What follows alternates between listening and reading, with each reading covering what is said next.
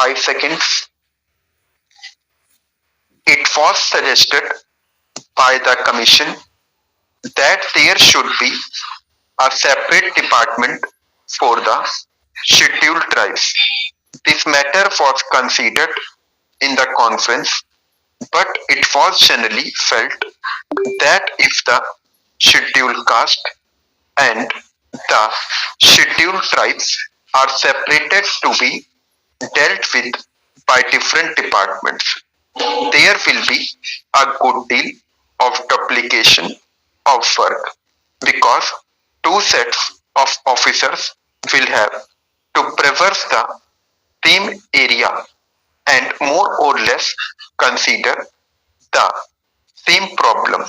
It was therefore the unanimous opinion of the Conference of State Ministers that one department should deal with the problems of the scheduled tribes, and it was also agreed that there should be a separate directorate for the same.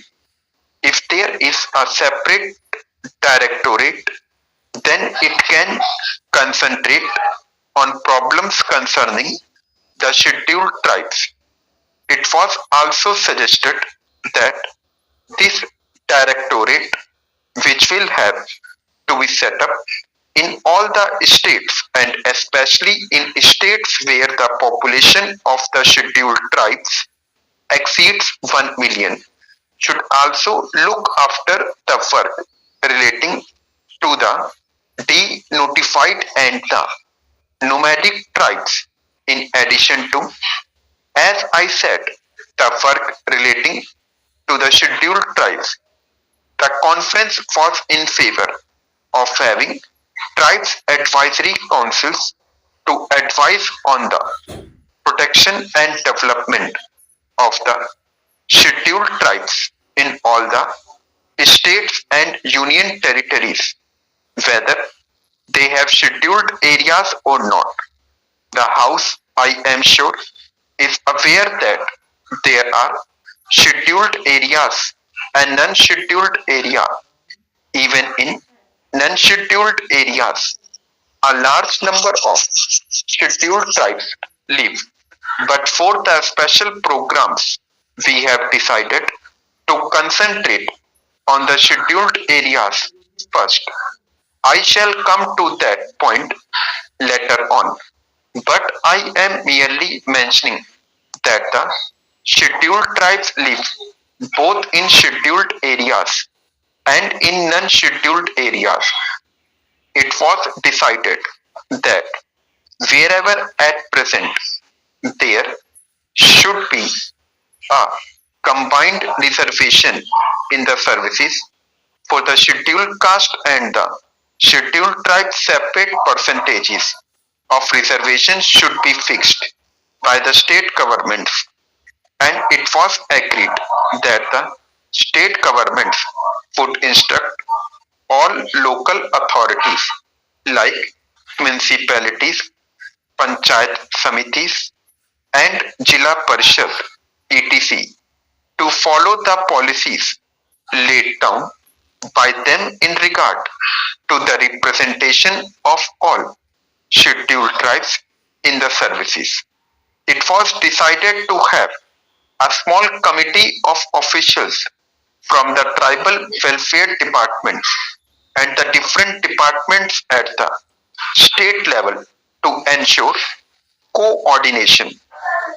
The conference also agreed that there should be a section under the Chief Secretary for evaluation of the tribal welfare program.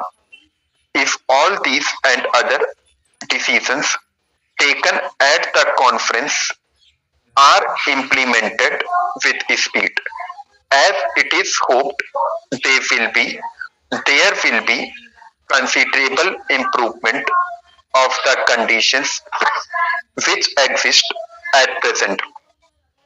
I also want to mention, Madam, that we were told in the conference that this work was going to be entrusted to the Jila Parishad and Panchayat, and some of the schemes which have to be implemented in the rural areas will be executed by the Panchayat and the Jila Parishad. Well, I welcome this suggestion, but I only wanted to caution the district authorities and the state government not to leave everything to the Jila Parishad and Panchayats and have no supervision and watch over their work. My fear is that because this will be a new work for them, they may not be able to bestow enough attention to the problems or the schemes concerning the scheduled tribes. They will have many other things to do, though it would be necessary that the district authorities should keep constant watch and they should function as the friend and guide of the Panchayat and the Jila Parishad. Madam, there are two major schemes in respect of the scheduled tribes in the central sector of the program, which are controlled by the Ministry of Home Affairs and on which the entire expenditure is borne by the Government of India. These are the schemes of tribal development blocks and the scheme relating to promotion of cooperation among the scheduled tribes, particularly in the form of forest laborers, cooperative societies, and labor contract societies. The Ministry of Home Affairs appointed a special working group on cooperation about a year ago, and its report is expected shortly.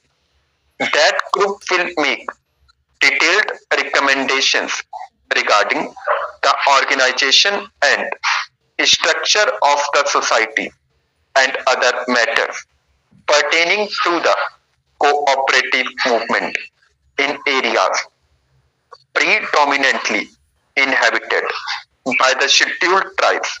We hope that on the basis of the working group recommendations, it will be possible to energize and expand the cooperative movement in tribal areas and that the cooperatives will become the effective instrument for promoting the economic development of those areas.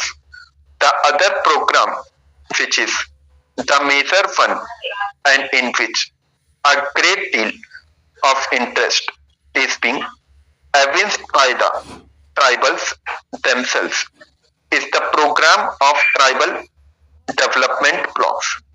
The Commission have recommended that all tribal areas, whether they are scheduled areas or not, with a concentration of tribal population exceeding 50% should be brought under the tribal blocks